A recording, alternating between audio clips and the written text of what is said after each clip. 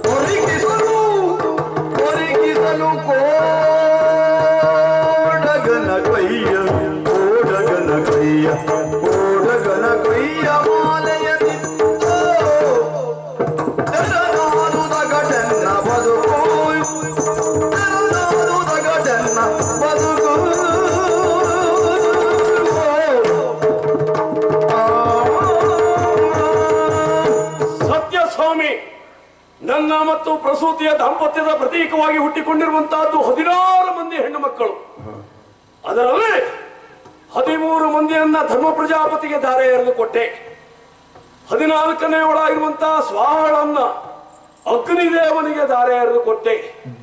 15ನೇ ಒಳಗಿರುವಂತಹ ಅಗ್ನಿ ಸ್ವಾಧಳನ್ನ ಅಗ್ನಿ ಶ್ವಾತ್ತನಿಗೆ ಧಾರೆ ಎರೆದು ಕೊಟ್ಟೆ. ನನ್ನ 16ನೇ ಮಗಳು ಅವಳೇ ಸತೀದೇವಿ. ಆ ಸತೀದೇವಿಯನ್ನ ಇವನಿಗೆ ಕೊಟ್ಟೆ.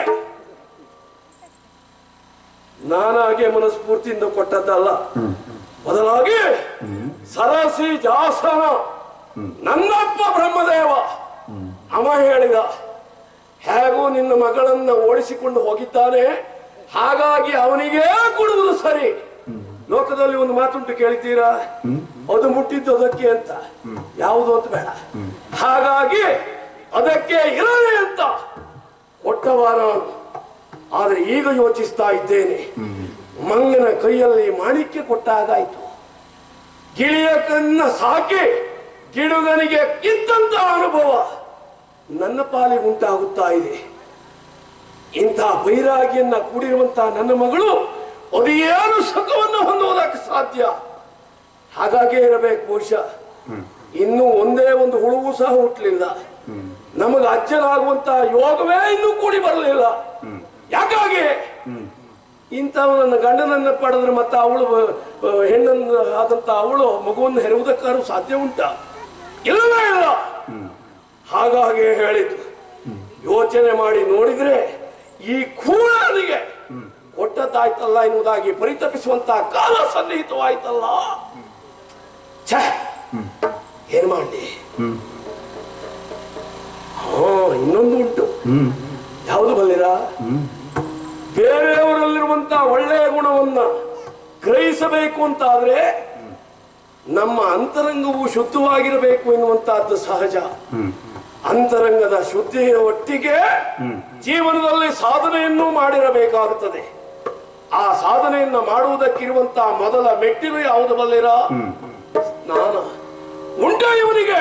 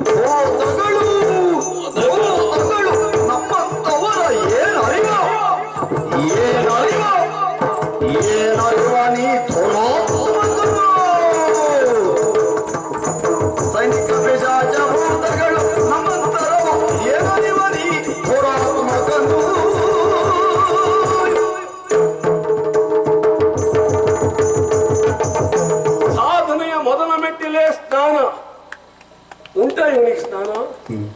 ಮಾಡ್ತಾನ ಒಂದು ದಿವಸ ಆದ್ರೂ ಸ್ನಾನವನ್ನ? ಇಲ್ಲವೇ ಇಲ್ಲ. ಯಾಕಾಗಿ? ತಲೆಯ ಮೇಲೆ ಗಂಗೆಯನ್ನ ಹೊತ್ತುಕೊಂಡಿದ್ದೇನೆ ಮತ್ತು ಸ್ನಾನ ಯಾಕೆ ಅಂತ ಕೇಳುವವ ಇವ. ಇವನಿಗೊಂದು ಉಂಟಪ್ಪ ತಲೆಯಲ್ಲಿ. ಆ ಚಂದ್ರಶೇಖರನಿಗೆ ಯಾವಾಗಲೂ ಹಾಗೆ ಗಂಗೆಯ ಮೇಲೆ ತಲೆಯ ಮೇಲೆ ಗಂಗೆಯನ್ನು ಕೂರಿಸಿಕೊಂಡಿದ್ದೇನೆ ಅಂತ ಆಡಿಕೊಳ್ಳುವಂತಾತು. ಎಂದು ಮಾತ್ರಕ್ಕೆ ಸ್ನಾನ ಬೇಡವ? ಮೈಯನ್ನ ತೊಳೆದುಕೊಳ್ಳುವುದಕ್ಕಿರುವಂತಹ ಮಾರ್ಗ ಸ್ನಾನ. ಅದರಲ್ಲಿ ಒಂದಲ್ಲ 5 ಬಗೆಯ ಸ್ನಾನಗಳು ಉಂಟು. ಮೊದಲನೇದು ಜಲಸ್ನಾನ. ಮಾಡ್ತಾನ ಇವ? ಯಾವತ್ತೂ ಮಾಡಿದ್ದೇ ಇಲ್ಲ. ಜಲಸ್ನಾನವನ್ನು ಮಾಡಿದವ ಅಲ್ಲವೇ ಅಲ್ಲ. ಇನ್ನು ಮಂತ್ರ ಸ್ನಾನ ಯಾವತ್ತಾರು ಮಾಡಿದ್ದಾನೆ ಇವ?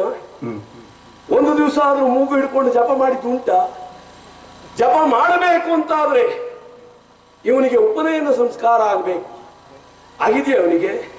ಯಾರಿವರ ಅಪ್ಪ? ಇವನು ಶನಿವಾರ ಹಾಕಿದವರು ಯಾರು ಅಂತ ಬೇಕಲ್ಲ? ಇಲ್ಲವೇ ಇಲ್ಲ. ಹಾಗಿದ್ದಾಗ ಮೂಗು ಹಿಡಿದುಕೊಂಡು ಜಪ ಮಾಡುವಂತಹದ್ದು ಇಲ್ಲವೇ ಇಲ್ಲ. ಜಪ ಅನುಷ್ಠಾನ ಇಲ್ಲ. ಇನ್ನು ಆನಂತರದಲ್ಲಿರುವಂತಹದ್ದು ವಾಯುಸ್ನಾನ. ಮಾಡ್ತಾನ ಇವ ವಾಯುಸ್ನಾನವನ್ನ? ಯಾಕೆ? ಭೋಗಿ ಭೂಷಣ ಎನ್ನುವಂತ ಹೆಸರನ್ನು ಗಳಿಸಿದವ ಇವ. ಮೈ ಮೇಲೆ ತುಂಬಿಕೊಂಡು ಎಲ್ಲ ಸರ್ಪಗಳು. ಆ ಸರ್ಪಗಳಿಗೆ ಆಹಾರವಾಗಿರುವಂತಹದ್ದೇ ವಾಯು. ಹೀಗಿರುವಾಗ ಇವನಿಗೆ ವಾಯು ಸ್ನಾನ ಮಾಡುವುದಕ್ಕೆ ಅವು ಬಿಡ್ತಾವ? ಇವು ಮಾಡ್ತೇನೆ ಅಂತ ಹೇಳಿದ್ರು ಸರ್ಪಗಳು ಒಪ್ಪುವುದಿಲ್ಲ. ಹಾಗಾಗಿ ವಾಯು ಸ್ನಾನವೂ ಇಲ್ಲ. ಆ ನಂತರದಲ್ಲಿರುವಂತಹದ್ದು ಆತಪ ಸ್ನಾನ. ಇವ ಮಾಡ್ತಾನ ಅದನ್ನ. ಆ ಸೂರ್ಯ ಮುಳುಗಿ ನಿಂತ ಅಂತಾದ್ರೆ ಇವನನ್ನು ಗಾಳ ಹಾಕಿ ಸಮುದ್ರದಲ್ಲಿ ಹುಡುಕಬೇಕಾಗ್ತದೆ. ಯಾಕೆ? ಸುತ್ತಲೂ ಮಂಜುಗಡ್ಡೆಯ ಆವೃತವಾಗಿರುವಂತಹ ಪ್ರದೇಶ ಇದು. ಇಂತಹ ಪ್ರದೇಶದಲ್ಲಿ ಸೂರ್ಯನ ರಶ್ಮಿ ಬಿಕರವಾಗಿ ಬಿತ್ತು ಅಂತಾದ್ರೆ ಆ ಮಂಜಲ್ಲವೂ ನೀರಾಗಿ ಹರಿದು ಹೋಗ್ತದೆ. ಆಗ ಇವ ಇಲ್ಲಿ ಕುಳಿತುಕೊಂಡಲ್ಲಿರುವುದಿಲ್ಲ, ಸಮುದ್ರದಲ್ಲಿ ಹೋಗಿ ಬಿದ್ದಿರ್ತಾನೆ. ಆಗ ಗಾಳ ಹಾಕಿ ಹುಡುಕಬೇಕು ನಮ್ಮ ಈಶ್ವರ ಎಲ್ಲಿದ್ದಾರೆ ಅಂತ. ಆ ಪರಿಸ್ಥಿತಿ ಉಂಟಾಗುತ್ತದೆ. ಇನ್ನು ಕೊನೆಯಲ್ಲಿರುವಂತಹದ್ದು ಮೃತ್ತಿಕಾ ಸ್ನಾನ. ಮಾಡ್ತಾನ ಅದನ್ನಾದ್ರೂ? ಮಾಡುವುದಕ್ಕುಂಟ ಇಲ್ಲಿ ಮಣ್ಣು? ಸುತ್ತಲೂ ಮಂಜುಗಡ್ಡೆ ಇರುವಂತಹದ್ದು ಅಂತರದಲ್ಲಿ ಮೃತ್ತಿಕಾ ಸ್ನಾನ ಅಥವಾ ಧೂಳಿನ ಸ್ನಾನ ಮಾಡುವುದು ಉಂಟ ಇವ? ಇಲ್ಲವೇ ಇಲ್ಲ. ಸ್ನಾನ ಮಾಡುವುದಿಲ್ಲ, ಜಪಾನುಷ್ಠಾನ ಮಾಡಿದಿಲ್ಲವೇ ಇಲ್ಲ. ಹಾಗಂತ ಇವನ ಮೈಯಿಂದ ವಾಸನೆ ಬರುವುದಿಲ್ಲ ಅಂತಲ್ಲ. ನಿತ್ಯ ಸ್ನಾನ ಮಾಡಿದ್ರೆ ಮೈಯಿಂದ ವಾಸನೆ ಬರ್ತದೆ. ಇನ್ನು ವಾಸನೆ ಬರಬಾರದು ಎನ್ನುವಂತ ನೆಲೆಯಲ್ಲಿ ಸುಗಂಧ ದ್ರವ್ಯಗಳನ್ನು ಲೇಪಿಸಿಕೊಳ್ಳುವವರು ಇದ್ದಾರೆ. ಆದ್ರೆ ಇವ ಹಾಗಲ್ಲ, ಸುಗಂಧ ದ್ರವ್ಯಗಳನ್ನು ಲೇಪಿಸಿಕೊಳ್ಳುವುದೂ ಇಲ್ಲ, ಸ್ನಾನವನ್ನು ಮಾಡುವುದಿಲ್ಲ. ಹಾಗಂತ ಯಾವುದೇ ಕಾರ್ಯಕ್ರಮಕ್ಕೆ ಆಹ್ವಾನಿಸಿದ್ರ ಇವು ಒಪ್ಪದೆ ಹೋಗುವುದೂ ಇಲ್ಲ, ಪರಿವಾರ ಕೂಡಿಕೊಂಡೇ ಹೋಗುವುದು ಇವ. ಯಾಕಾಗಿ ಈತ ಬಂದು ಒಂದೆಡೆಯಲ್ಲಿ ಕುಳಿತುಕೊಂಡ ಅಂತಾದ್ರೆ ಪಕ್ಕದಲ್ಲಿದ್ದವರು ಎಲ್ಲಿಂದಲೋ ವಾಸನೆ ಬರ್ತಾ ಉಂಟು ಅಂತ ಯೋಚಿಸ್ತಾರೆ. ಎಲ್ಲಿಂದ ಅಂತ ಯೋಚಿಸಿದ್ರೆ ಯಾರ ಮೈಯ ದುರ್ಗಂಧ ಎನ್ನುವುದೇ ಗೊತ್ತಾಗುವುದಿಲ್ಲ. ಒಟ್ಟಲ್ಲಿ ಕಾರ್ಯಕ್ರಮ ಮುಗಿದು ಹೋಗಿರ್ತದೆ, ನಮ್ಮ ಶ್ರೀಯುತರು ಹೊರಟಾಗಿರ್ತದೆ. ಹಾಗಾಗಿ ಒಬ್ಬರೇ ಓದೋದಿಲ್ಲವೇ ಇಲ್ಲ, ತನ್ನದೇ ಆಗಿರುವಂತಹ ಪರಿವಾರವನ್ನ ಕೂಡಿಕೊಂಡೇ ಹೋಗುವವ ಇವ. ಜೊತೆಯಲ್ಲಿ ವಾಸ ಎಲ್ಲಿ ಅಂತ ಕೇಳಿದ್ರೆ ನಮ್ಮ ಶ್ರೀಯುತರ ವಾಸ ಎಲ್ಲಿ? ಸ್ಮಶಾನದಲ್ಲಿ. ಹೌದಪ್ಪ, ಲೋಕದಲ್ಲಿರುವಂತಹ ಯಾವುದೇ ಒಬ್ಬ ವ್ಯಕ್ತಿಯೂ ಸಹ ತನ್ನ ಜೀವಮಾನದಲ್ಲಿ ಸೇರಲೇಬೇಕಾದ ಸ್ಥಳ ಅಲ್ಲ, ಸೇರಬಾರದ ಸ್ಥಳ ಅಂತ ಯೋಚಿಸಿರುವಂತಹದ್ದು ಅದೇ ಸ್ಮಶಾನ. ಅಂತ ಸ್ಮಶಾನದಲ್ಲಿ ನಮ್ಮ ಶ್ರೀಯುತರ ವಾಸ. ಜೊತೆಯಲ್ಲಿ ಭಸ್ಮಧಾರಣೆ ಬೇರೆ, ಕರ್ಮ ತೀರ್ಲಿಕ್ಕೆ ಇವನದ್ದು. ಭಸ್ಮ ಅಂದ್ರೆ ಯಾವುದು, ಬೂದಿ ಅಂದ್ರೆ ಯಾವುದು ಎನ್ನುವುದು ಗೊತ್ತಿಲ್ಲದೆ ಇದ್ದವ ಇವ. ಹೊಡೆದುಕೊಳ್ಳುವುದಕ್ಕೆ ಬೇಕಾಗಿರುವಂತಹದ್ದು ಭಕ್ತರ ಚಿತಾಭಸ್ಮ. ಇವನು ಒಂದು ಭಜಕರಿದ್ದಾರೆ, ಅದನ್ನೇ ಒಪ್ಪಿಕೊಳ್ಳುವವರು. ನಮ್ಮಂತವ್ರು ಒಪ್ಪುವುದಕ್ಕೆ ಸಾಧ್ಯವ? ಅಲ್ಲವೇ ಅಲ್ಲ. ಗೋಮಯವನ್ನ ಸಂಗ್ರಹಿಸುವುದರ ಮುಖೇನವಾಗಿ, ಅದು ಇಂಥ ಮಾಸದಲ್ಲಿ ಅಂತುಂಟು, ಅದನ್ನ ಮೆತ್ತಿ ಇಡುವುದರ ಮುಖೇನವಾಗಿ ಬೆಂಕಿಗೆ ಹಾಕಿದ ನಂತರದಲ್ಲಿ ಬರುವಂತಹದ್ದು ಭಸ್ಮ. ಈ ಭಕ್ತರ ಮೈಯಿಂದ ಆದಂತಹ ಬೂದಿಯನ್ನು ಪಡೆದುಕೊಳ್ಳುವುದು ಭಸ್ಮಧಾರಣೆ. ಇವನು ಕರ್ಮ ತೀರ್ಲಿಕ್ಕೆ ಆ ಹರನ ಗಣಗಳನ್ನ ಕೂಡಿಕೊಂಡು ತಾಂಡವ ಬೇರೆ ಇವನದ್ದು. ಅಬಬಬಬಬಬ, ಹರ ಹರ ಶಂಭೋ ಮಹಾದೇವ, ಓಂ ಭೂಂ ಭೂಂ ಭೂಂ ಭೂಂ ಭೂಂ. ಎಲ್ಲಿ ನೋಡಿದ್ರು ಹೇಳಿಕೊಳ್ಳುವವರು ಅವರೇ. ಈಗ ಭಸ್ಮಧಾರಣೆ, ವ್ಯಾಘ್ರ ಚರ್ಮಾಂಬರಧಾರಿ, ಗಜ ಚರ್ಮಾಂಬರಧಾರಿ, ಚಂದ್ರಶೇಖರ, ದಿಗಂಬರ ಮೂರ್ತಿ, ಬಟ್ಟೆ ಇಲ್ಲದೆ ಇದ್ದವ. ಕೇಳಿದವರಿಗೆ ಹೇಳುವಂತಹದ್ದು ದಿಕ್ಕನ್ನೇ ವಸನವಾಗಿ ಧರಿಸಿದವ. ಹೇಳ, ನಿಜವಾಗಿಯೂ ಹೇಳಬೇಕಾ, ಇವ ಇಷ್ಟ ಹಾಳಾಗಿದ್ದ ಅವನ ತಪ್ಪಿನಿಂದ ಅಲ್ಲ, ಅವನ ಭಜಕರು ಕೆಲವರು ಇದ್ದಾರೆ, ಆಸ್ತಿಕ ಮಹಾಶಯರು, ಅವರಿಂದಾಗಿ ಇಷ್ಟ ಹಾಳಾಗಿದ್ದಾನೆ. ಬಿಟ್ರೆ ನಮ್ಮಂತವರ ಸಹವಾಸವನ್ನು ಮಾಡಿದ್ರೆ ಹೀಗಾಗ್ತಿರ್ಲಿಲ್ಲ. ನಾವು ನಮ್ಮಂತವರಿಗೂ ಸಿಗಬೇಕಾಗಿರುವಂತ ಅಧ್ಯಕ್ಷ ಬೇಡ ಬಿಡಿ, ನಮಗೆ ಸಿಗಬೇಕು ಅಂತಿಲ್ಲ. ಹಿರಿಯವರು ಇದ್ದಾರೆ ಪಾಪ, ಅವ್ರು ಎಷ್ಟೊತ್ತು ಮುಂಚೆ ಬಂದು ಕುಳಿತುಕೊಂಡಿದ್ದಾರೆ ಗೊತ್ತುಂಟ. ಅವರಿಗಾದ್ರೂ ಅಧ್ಯಕ್ಷ ಪೀಠವನ್ನು ಕೊಡಬಹುದಿತ್ತು. ನಿಮ್ಮಲ್ಲಿ ಯೋಗ್ಯತೆ ಇಲ್ವಾ? ಉಂಟು. ಬೃಹಸ್ಪತಿ ಆಚಾರ್ಯರಿದ್ದಾರೆ, ಅವರಿಗೆ ಕೊಡಬಹುದಿತ್ತು. ಅವ್ರು ಯಾರಿಗೂ ಕೊಡದೆ ಇವನನ್ನೇ ತಂದು ಕೂರಿಸಿದ್ದಾನೆ. ಯಾರೋ ಇವಪ್ಪ, ಇವನಿಗೆ ಯಾರಲ್ಲಿ ಯೋಗ್ಯತೆ ಉಂಟು ಯಾರಲ್ಲಿ ಇಲ್ಲ ಎನ್ನುವುದು ಗೊತ್ತಿಲ್ಲ. ಸಿಕ್ಕಿದ್ನ ಇಲ್ವಾ? ಕರ್ಕೊಂಡು ಬಂದ, ಪೀಠವನ್ನು ಏರಿಸಿದ. ತನ್ನ ಮೂಲಕವಾಗಿ ಇಡೀ ಸಭೆಯ ವ್ಯವಹಾರ ಕಾರ್ಯಕಲಾಪ ಎಲ್ಲವೂ ಹಾಳಾಗಿ. ಏನ್ ಹೇಳ್ತಾ ಇರುವುದು? ಇವ ಯೋಗ್ಯತಾವಂತ ಅಂತಲ್ಲ, ನಾನು ಆಡ್ತಾ ಇರುವುದ್ರಲ್ಲಿ ಸತ್ಯ ಇಲ್ವಾ? ನೀವು ಒಬ್ಬರೇ ಅಲ್ಲ, ಬಹಳಷ್ಟು ಮಂದಿ ಇವನನ್ನ ದೇವರು ಅಂತ ಕೊಂಡಾಡುವವರಿದ್ದಾರೆ. ಅವ್ರು ಯಾರು ಬಲ್ಲಿರೋ?